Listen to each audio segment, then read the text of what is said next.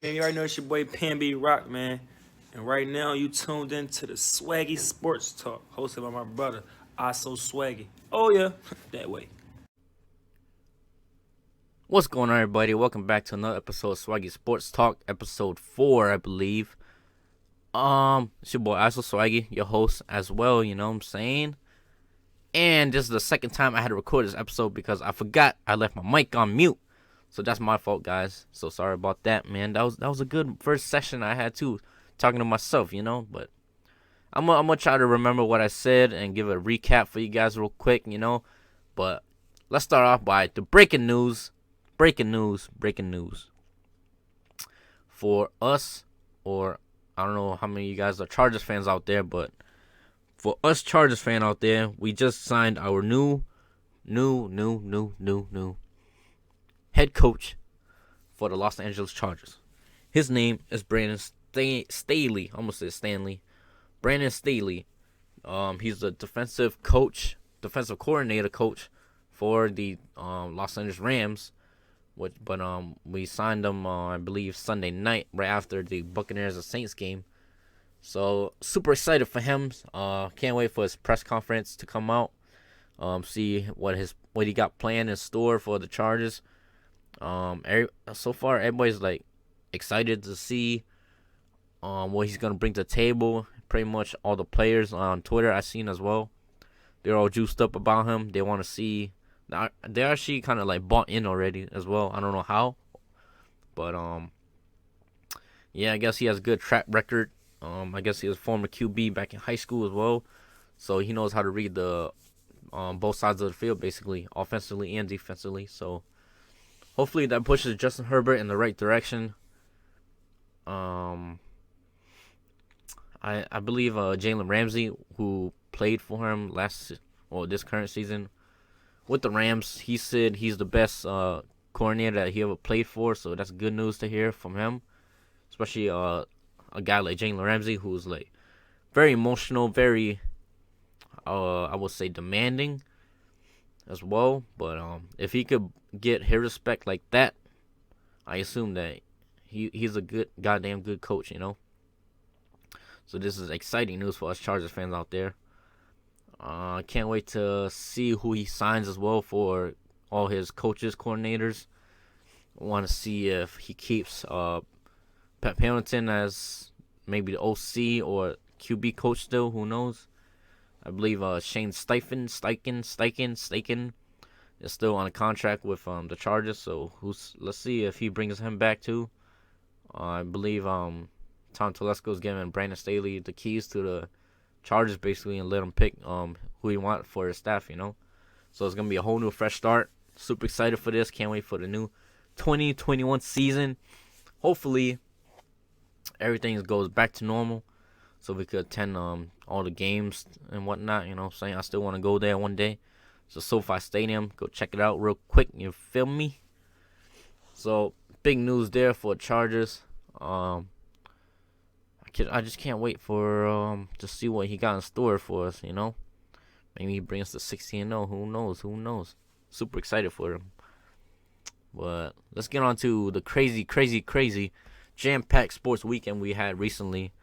It was divisional rounds of the NFL playoffs that we just had, and we had UFC Fight Night. So let's start with that one first. It was a short event card. I think it was only like 5 or 6 fights there.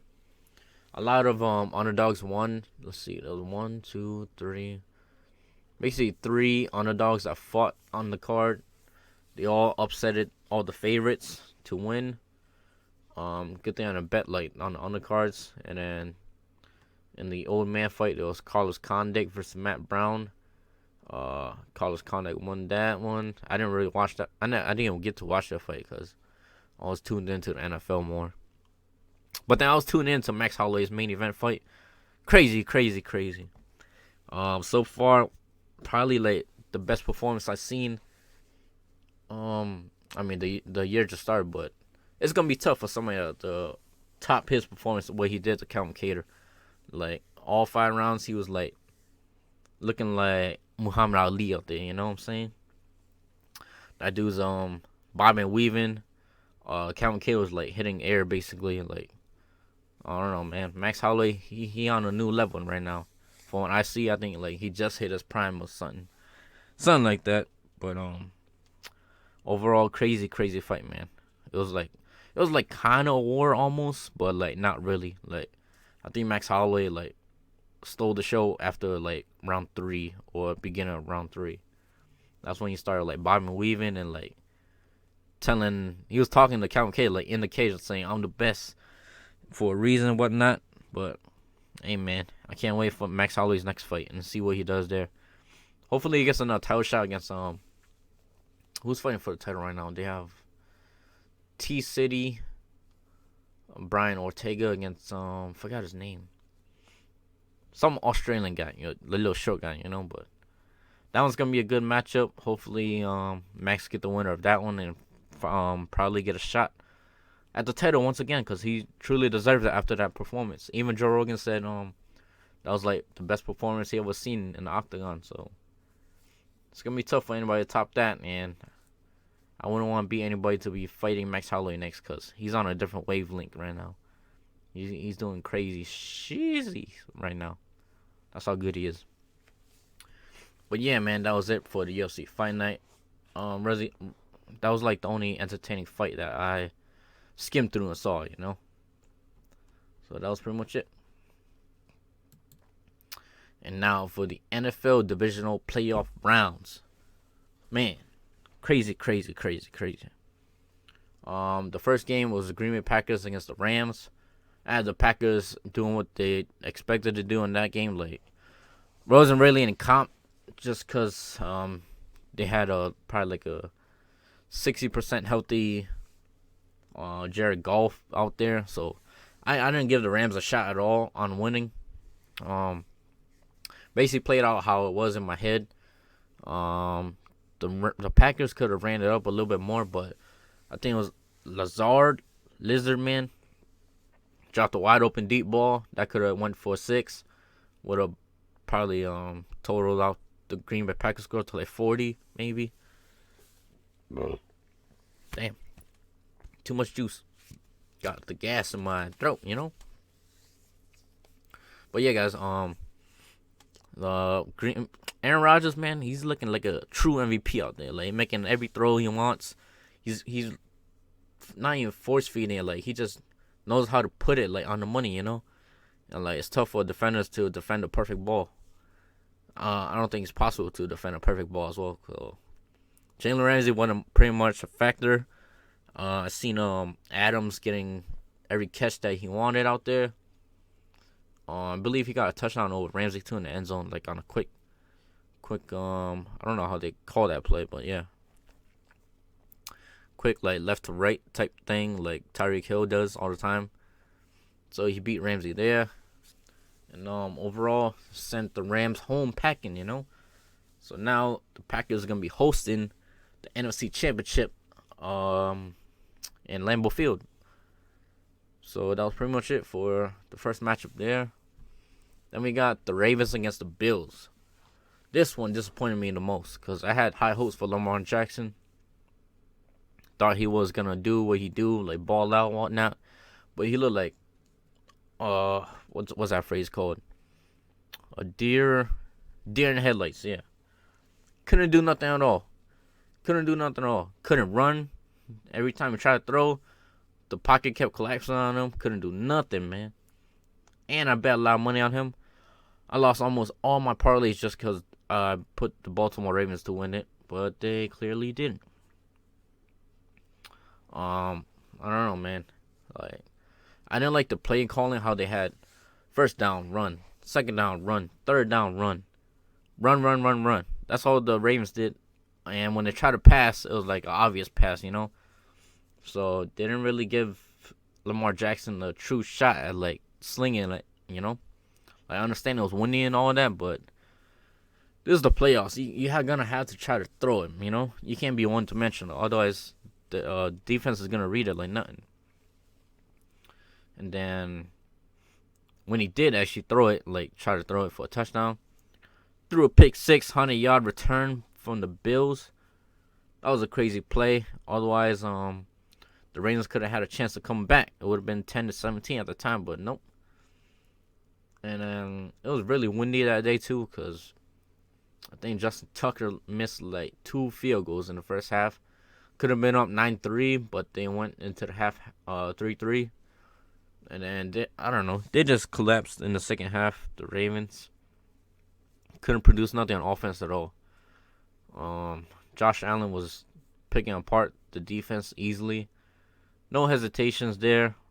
He missed a couple throws, but overall, the Baltimore Ravens couldn't stop Josh Allen. Like, he kept finding Stephon Diggs like nothing. Like, they had nobody to cover him, I guess. Even, what's his name, Marlon Humphreys couldn't keep up with Stephon Diggs. So, couldn't really do much there. Pretty much an easy victory for the Bills. Which I hope they don't go to the Super Bowl, you know. But we'll get to that talk soon. And then Sunday's game, we had first off the Browns against the Chiefs. That was a pretty close matchup. It came down to the wire, basically, which is surprising because a lot of crazy things happened in this matchup. Like, first of all, the Browns were struggling in the first couple drives trying to score. And then, when it came down to, when Casey had the ball in the first drive, I believe, they went to score 7 real quick, like nothing. So easy for them, you know. The Browns had nobody to defend Tyreek Hill at all. He's just like bursting across the field like nothing. Nobody could keep up with him. And Travis Kelce as well.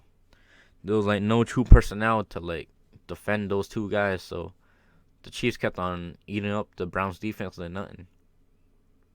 Then I think it was in the second quarter. There was a controversial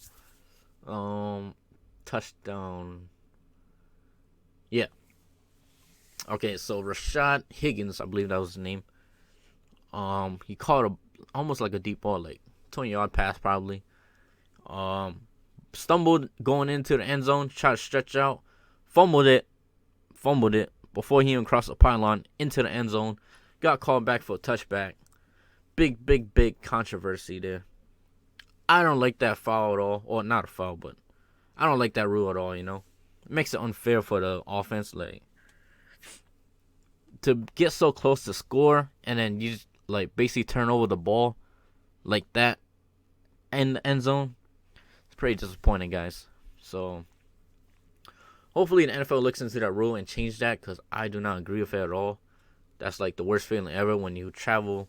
I think they travel, like, 90 yards down the field and then lose possession when they're about to score, like, literally from 1 yard, and they give the ball back to the Chiefs. So that's like a slap in the face, you know. So I don't like that rule. Hopefully they change that too.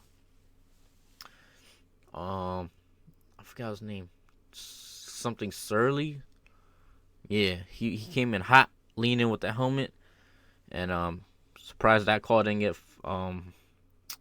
get pulled as well for leaning with the helmet, especially since the ref was like right in front of both of them, and could have been a dangerous play as well.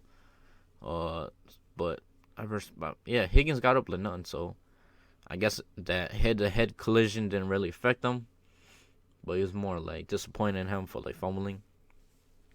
That pretty much changed the whole game right there. The Browns like looked out of sync, couldn't get nothing going up until late in the third quarter, and that was when Pat Mahomes got knocked out in the beginning of the third quarter. Yeah. Scary incident for him right there. I believe like they said they ruled him to have a concussion, but apparently they think it's a neck injury that caused a concussion. So it could be like something wrong with his nerves in his neck, which is pretty scary for your franchise quarterback who you just paid like $500 million. No, not $500 million, $500 million. But it ain't about the money; it's about his health. You know what I'm saying? So you don't want to see your quarterback to go out like that. Hopefully he returns for next week's game in the AFC Conference Finals, you know.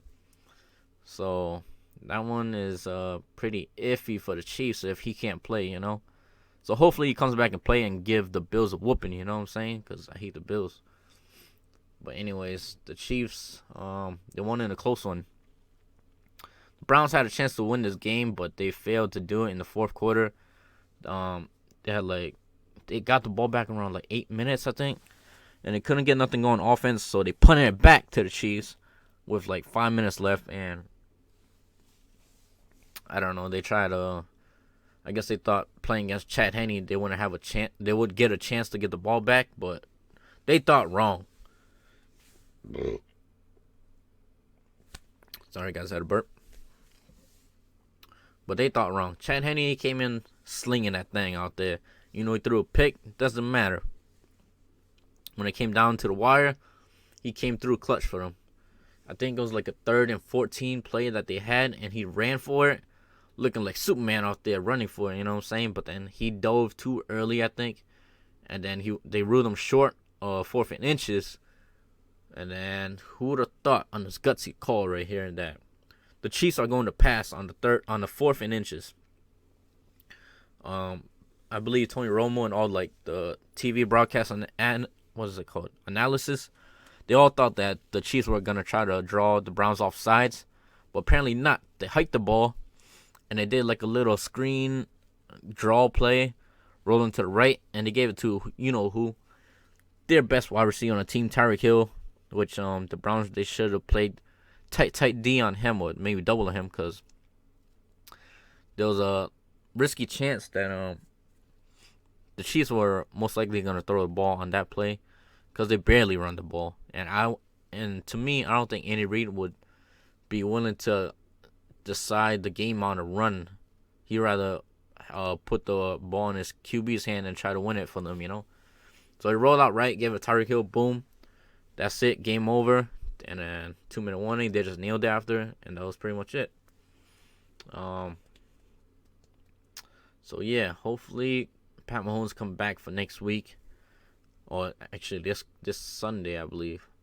So hopefully he's ready for this game, and yeah, that's the AFC Conference Finals right there. You got the Bills against the Chiefs, which is gonna be an interesting matchup because I believe they played this previous season as well, but I forgot the score then. But the Chiefs won that one most likely.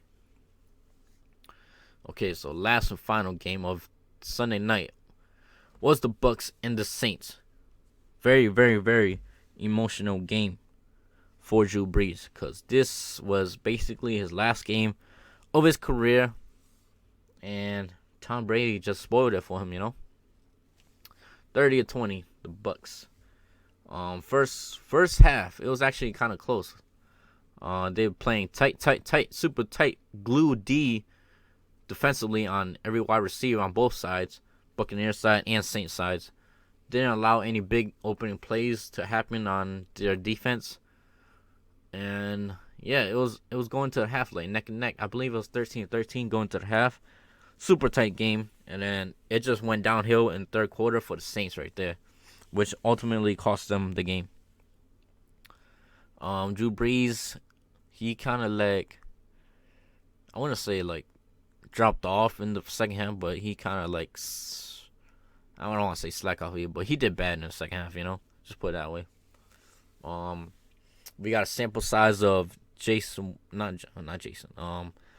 Winston coming in for the Saints and threw a touchdown actually on a trick play, trick wide receiver, something drop play, whatever you call it. Threw a deep ball, wide open, boom, got touchdown, got the Saints motivated, all juiced up, going crazy, you know what I'm saying? And then Tom Brady just took over the game basically. Not just him, but his defense got them the ball back, So Tom Brady did his thing. Didn't allow any turnovers to happen for him. Took care of the football. Allowed the Saints to basically mess themselves over up. Drew Brees threw a pick, and I believe Jared Cook fumbled the ball, gave it straight to the Buccaneers back. So that pretty much sealed the game for them in the fourth quarter. And then yeah, that was pretty much it. The Buccaneers just ran the clock down all the way in the fourth quarter and just nailed it off. Boom, done, game over. Super emotional game for Drew Brees after. after the game was over, he came back onto the field with his family, his kids, and whatnot. Pretty emotional scene, and you saw Tom Brady out there go talk to him as well on the field. Pretty much that pretty much seals the deal on how people think if he's gonna retire or not. I think he's gonna retire after seeing that happen. So I think it's want to go back on the field and soak it up all in still, because it probably went by fast for him, to be honest. Playing that long in the league, it's basically giving up your dream car. Your car finally broke down, so now you can't drive it no more. So pretty emotional, man. Pretty emotional. Always gonna be a San Diego Charger legend as well, So you gotta represent. But we kind of did him dirty, but that's okay. That's okay. As long as he's in a Hall of Fame, that's all that matters. He could be happy for whatever, you know what I'm saying? So he's gonna ride off to the sunset after this season now, and that's pretty much it for Drew Brees. Now we only got 4 legends left. My era growing up watching football. Got Big Ben left, Phillip Rivers left, Tom Brady, and Aaron Rodgers. That's pretty much it. The only 4 legends that's standing right now. For now. Because Big Ben, you know what I'm saying? He could be retiring maybe this season, next season, who knows? So his era is going to come to an end soon. Phillip Rivers is going to come to an end soon. Not sure if the Colts are going to bring him back. So he's leaving it up to the Colts organization if he's going to play football again. So, yeah, man, it's getting pretty sad now. I'm getting pretty old now. Now it's going to be all the new young bucks taking over this league. So, yeah, that's pretty much it, guys. But anyways, guys, that's all going to be it for the Swaggy Sports Talk episode 4. Big episode coming up later this week. I might have my boy MK back to discuss the Conor McGregor fight against Dustin Poirier. So we're gonna get that going on soon, maybe Wednesday or Thursday. Who knows? I just gotta see what's his schedule so we could get a fight discussion going on there. That's gonna be a huge main event for the UFC this Saturday, and then we got the conference finals Sunday. So it's gonna be a action-packed weekend as well. Super excited for this coming week. That's gonna be it, guys. Hope you guys enjoyed this episode. Damn, I'm getting heartburn or something, man. But that's gonna be it for the episode, guys. Don't forget to go subscribe to the YouTube channel to watch the visual production of this podcast, and you could listen to this podcast on pretty much all platforms for now, I believe. I'm not sure. I haven't checked yet. I know we're finally on Apple Podcasts as well, so you go tune on there, give a 5-star rating, and write a review down below, you know what I'm saying? And yeah, guys, that's going to be it. Hope you guys enjoyed it. Always keep it swaggy, and I am out. Peace.